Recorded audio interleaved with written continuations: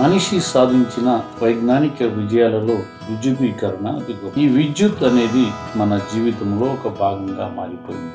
చిన్న కిరాణా దుకాణం దగ్గర నుండి కోట్లు సంపాదించే కంపెనీల వరకు ఒక రైతు, ఒక మెకానిక్, ఒక ఉద్యోగి, ఇలా ఎందరో జీవితాల్లో వెలుగు నింపుతుంది. కానీ కొందరి జీవితాల్లో మాత్రం చీకటిని నింపింది.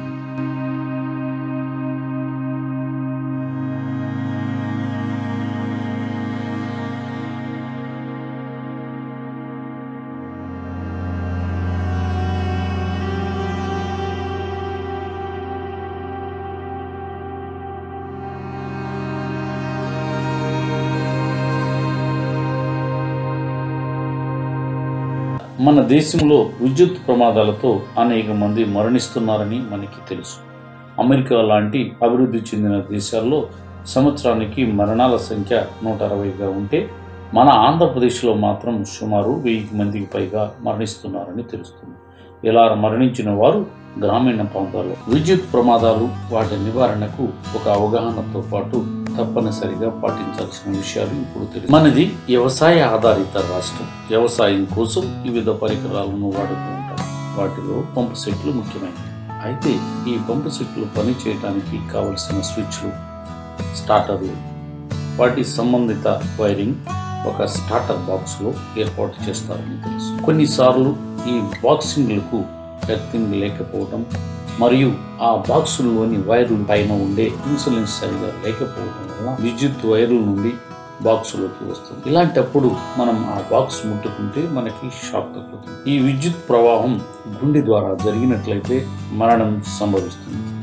కానీ కొన్ని జాగ్రత్తలు పాటించడం వల్ల ఈ ప్రమాదాలను అరికట్టవచ్చు. అవి ఏమిటో ఇప్పుడు తెలుసుకుందాం. పంపు సెట్లు, వాటి సంబంధిత పరికరాలను నీటికి దూరంగా ఎత్తులో ఏర్పాటు చేయటం, సరైన ఎర్తింగ్ ఉండేలా చూసుకోవటం, మంచి క్వాలిటీ వైరింగ్ స్టార్టర్ను వాడటం, అప్పుడప్పుడు ఎలక్ట్రీషియన్ చేత వైరింగ్ మరియు ఎర్తింగ్ చెక్ చేయటం, లైట్ లేకుండా రాత్రిపూట పంప్ స్టార్టర్లను ముట్టుకోవాలి. ఇనుప స్టార్టర్ బాక్స్లకు బదులుగా సరైన నాణ్యత గల ప్లాస్టిక్ స్టార్టర్ బాక్స్లను వాడటం ద్వారా ఇటువంటి షాక్కు సంబంధించిన ప్రమాదాలను నివారించవచ్చు. అసలు ఎర్తింగ్ యొక్క ప్రాముఖ్యత చాలా మందికి తెలియదు. బాక్సుకు సరైన ఎర్తింగ్ ఉండటం వల్ల ఏదైనా విద్యుత్ లీకేజ్ అయినా దాన్ని ముట్టుకున్న మనిషి శరీరంలోంచి కాకుండా ఎర్త్ వైర్ ద్వారా భూమి లోపలికి వెళ్ళిపోతుంది. అందుకే ఎర్తింగ్ ఇన్ బాక్సులను ముట్టుకున్న షాక్ తగలదు. మన వీధుల్లో, రోడ్ల వెంట, పొలాల్లో అతి సాధారణంగా కనిపిస్తూ విద్యుత్ సరఫరా చేసే తీగలను ఓవర్ హెడ్ పవర్ లైన్స్ అంటారు.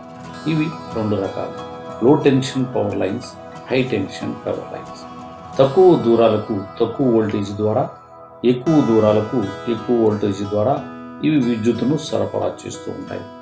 ఈ ఓవర్ హెడ్ లైన్ ఏర్పాటు చేసేటప్పుడు తగు జాగ్రత్తలతో ఎలాంటి ఫ్లాషెస్, షాక్స్, బర్న్స్ లాంటి ప్రమాదాలు జరగకుండా ఉండటానికి ఆ వైర్లను అందకుండా ఎత్తైన స్తంభాల మీద కడతారు.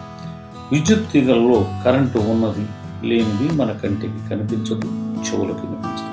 ఇలా నిశ్శబ్దంగా కనిపించే తీగలు కొన్నిసార్లు ప్రమాదాలకు దారితీయవచ్చు. ఇప్పుడు ఈ ఓవర్ హెడ్ పవర్ లైన్స్ వల్ల జరిగే ప్రమాదాల గురించి చూద్దాం. ప్రకృతి వైపరీత్యాల వల్ల ఈదురుగాలు వచ్చినప్పుడు స్తంభాలు దెబ్బతినడం వల్ల కానీ విద్యుత్ తీగలు భూమి మీద తెగిపడతాయి లేదా ప్రమాదకరంగా కిందకు వేలాడటం జరుగుతాయి. ఇలాంటి సమయాల్లో వాటికి దగ్గరగా వెళ్ళినప్పుడు కానీ వాటిని ముట్టుకున్న ప్రమాదం జరగవచ్చు. ఈ విద్యుత్ తీగ యొక్క తీవ్రత తీగ భూమి మీద పడిన స్థలం నుండి 30 అడుగుల వరకు వ్యాపించి ఉంటుంది. ఇలా భూమి మీద పడిన విద్యుత్ తీగలు చూసినప్పుడు తీసుకోవలసిన ముఖ్య జాగ్రత్తలు: మొదటి, వాటికి దగ్గరగా వెళ్ళకూడదు. ఒకవేళ ఎవరైనా షాక్ గురైనట్లు కనిపిస్తే విద్యుత్ సప్లై స్విచ్ ఆఫ్ చేయకుండా రక్షించే ప్రయత్నంలో వారిని ముట్టుకోరాదు. అలా చేయడం వల్ల షాక్ మీకు కూడా తగిలే ప్రమాదం ఉంది. మరికొన్నిసార్లు మనం ప్రయాణిస్తున్న కారు కానీ బస్సు కానీ విద్యుత్ స్తంభాల్లో ఢీకొన్నప్పుడు లేదా ప్రమాదవశాత్తు విద్యుత్ తీగలు తెగి వాహనం మీద పడినప్పుడు కూడా ఇలాంటి ప్రమాదం ఎదురవుతుంది. సర్వీస్ వైర్ తెగి వాహనం మీద పడినట్లయితే ఏం చేయాలి? ఇలాంటి పరిస్థితుల్లో వాహనం నుండి బయట పెట్టకూడదు. ఎవరైనా సహాయం చేస్తానని వస్తుంటే దగ్గరికి రాకూడదు అని సంకేతాలు ఇవ్వాలి. సంబంధిత అధికారికి వెంటనే సమాచారం ఇవ్వాలి.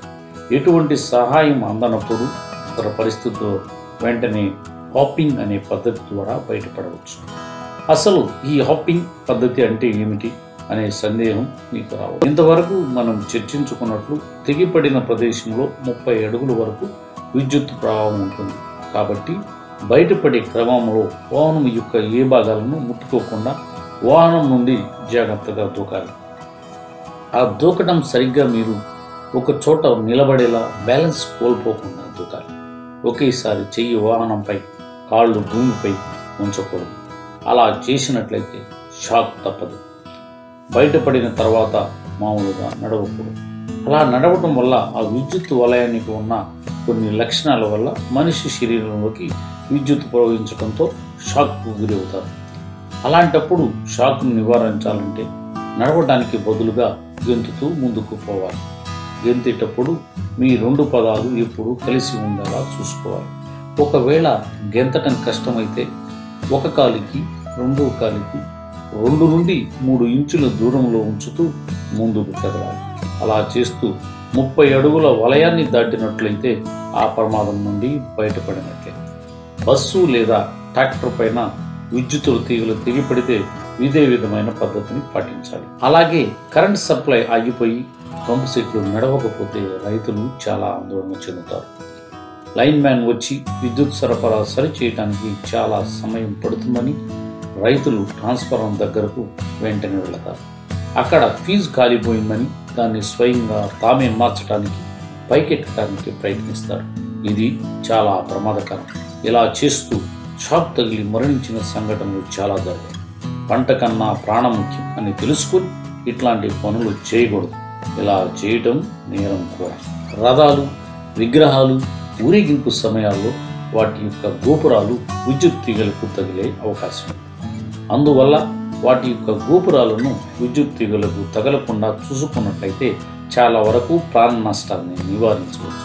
ఇలాంటి ఊరేగింపులు జరిగేటప్పుడు సంబంధిత అధికారికి ముందుగానే సమాచారం అందించి వారు సూచనలు పాటించాలి. మెటల్ నిచ్చెనలు, ఇనప కడ్డీలు తీసుకెళ్లేటప్పుడు కరెంటు వైర్లకు దగ్గరగా వెళ్లకుండా వాటికి తగలకుండా ఉండేలా చూసుకోవాలి. ఒక చోట నుండి మరో చోటకి మార్చేటప్పుడు నిలువుగా కాకుండా అడ్డంగా పట్టుకుని వెళ్ళాలి. ఇలా చేస్తే షాక్కు శరీరం కాలటం జరగదు.